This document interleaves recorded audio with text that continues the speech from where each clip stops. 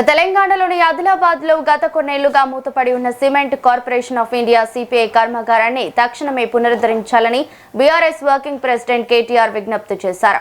న్యూఢిల్లీలో కేంద్ర భారీ పరిశ్రమలు ఉక్కు శాఖ మంత్రి హెచ్డి కుమారస్వామితో సమావేశమైన ఆయన ఈ మేరకు వినతి పత్రం సమర్పించారు.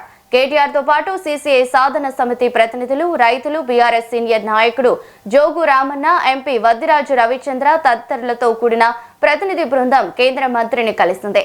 ఈ ప్లాంట్ పునరుద్ధరణ ద్వారా వెనుకబడిన ఆదిలాబాద్ ప్రాంతం యువతకు ఉపాధి అవకాశాలు మెరుగుపడతాయని, తద్వారా ఈ ప్రాంతం పారిశ్రామికంగా అభివృద్ధి చెందుతోందని కేటీఆర్ వివరించారు.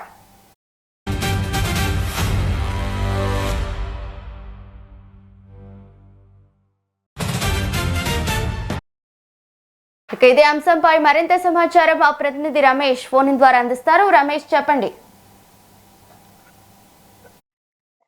Good morning Lali. ఆదిలాబాద్ జిల్లాలో గత దశాబ్ద కాలం నుండి కూడా నలుగుతున్న సిసిఐ ఏదైతుంటుందో సిమెంట్ ఫ్యాక్టరీని ప్రారంభించాలని చెప్పి కూడా ఇటు బీఆర్ఎస్ మరి ఎన్నో ప్రయత్నాలు చేస్తుంది. మరి అంతేకాకుండా అక్కడ ఉన్న ఆదిలాబాద్ లో ఉన్న అనేక సంఘాల వారు మరి ప్రజలు కూడా ఆదిలాబాద్ జిల్లా ప్రజలు కూడా సిసిఐని ప్రారంభిస్తే ఖచ్చితంగా ఇక్కడ అందరికి కూడా ఉపాధి అనేది జరుగుతుంది. ఎందుకంటే ఆదిలాబాద్ జిల్లా అంటే వెనుకబడిన జిల్లా. ఈ వెనుకబడిన జిల్లాకు ఉన్నది ఒక ఫ్యాక్టరీ, ఆ ఒక సిసిఐ ఫ్యాక్టరీ మాత్రమే. గతం లోపల నిర్మల్ లోపల జిల్లి ఇదైతే సర్మిల్ ఉండేది, ఆ నూలు వస్త్రం ఉండేది, అది మూతపడ్డది. తర్వాత ఈ యొక్క సిసిఐ ఒకటి ఉంది, ఆ సిసిఐ కూడా మూతపడడంతో ఉపాధి లేక అనేక మంది ప్రజలు ఇక్కడ యువత విదేశాలకు పోవడం అనేది జరుగుతుంది.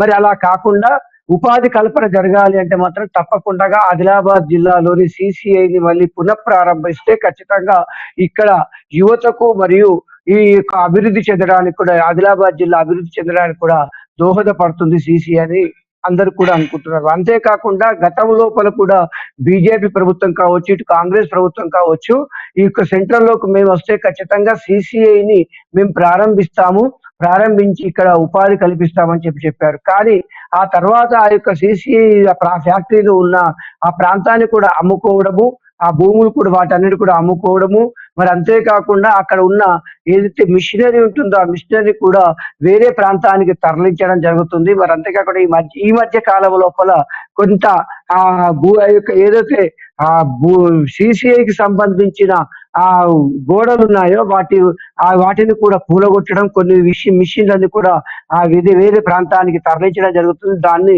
ఈ యొక్క జోగురామన్న ఆధ్వర్యం లోపల దాన్ని అడ్డుకోవడం జరుగుతుంది.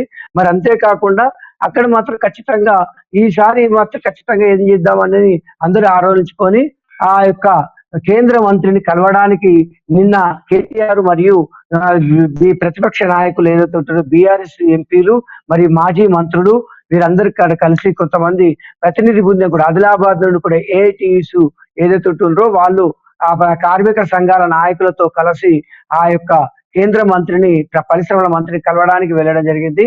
ఇది కలిసినప్పుడు స్పష్టంగా వారు చెప్పడం జరిగింది, ఆదిలాబాద్ జిల్లా లోపల ఖచ్చితంగా ఈ యొక్క సిసిఐని మళ్ళీ ప్రారంభిస్తే ఖచ్చితంగా ఉపాధితో పాటు అది ఆ యొక్క పట్టణానికి కూడా, అంటే ఆ ప్రాంతానికి అభివృద్ధికి కూడా దోహదపడుతుంది. కాబట్టి అక్కడ కావాల్సిన సిసిఐకి కావాల్సిన ఏదైతే ముడి సరుకు ఏదైతే ఉంటుందో ముడి సరుకు పుష్కలంగా ఉంది. ఆ పుష్కలంగా ఉన్న ముడి సరుకును వేరే ప్రాంతాలకు తరలించడం కాకుండా అక్కడికి అంటే మహారాష్ట్ర కానీ ఈ బీహార్ కానీ ఇది ముడి సరుకు తరలించిన సమయం లోపల ఆ యొక్క దానికి కూడా భారం పెరుగుతుంది. కానీ ఇక్కడ ఉన్న ముడి సరుకును ఆ ముడి సరుకు లభించే సమయం లోపల కూడా ఈ ఫ్యాక్టరీని ఎంతవరకు తరలించడం కరెక్టేనా అని చెప్పి మాత్రం ప్రశ్నిస్తూ, మరి ఖచ్చితంగా ఈసారి మాకు సిసిఐని ఏదైతుంటుందో సిమెంట్ ఫ్యాక్టరీని ప్రారంభించి మా యొక్క యువతకు, ఆదిలాబాద్ యువతకు ఉపాధిని కల్పించాలని చెప్పి డిమాండ్తో ఆ కేంద్ర మంత్రిని కలవడం. మరి కేంద్ర మంత్రి కూడా ఖచ్చితంగా ఈసారి మేము సిసిఐ యొక్క ఏదైతే ఉంటుందో ఆ ఫ్యాక్టరీని ఆ యొక్క ప్రతినిధి బృందం వచ్చి, ఆ ఎక్స్పర్ట్స్ వచ్చి దాన్ని పరిశీలించి ఖచ్చితంగా ప్రారంభించడానికి మేము ప్రయత్నాలు చేస్తామని చెప్పి కూడా ఆ మంత్రి, కార్మిక శాఖ మంత్రి, కేంద్ర మంత్రి హామీ ఇచ్చినట్టుగా చెప్తున్న విషయాలు. Thank you Ramesh.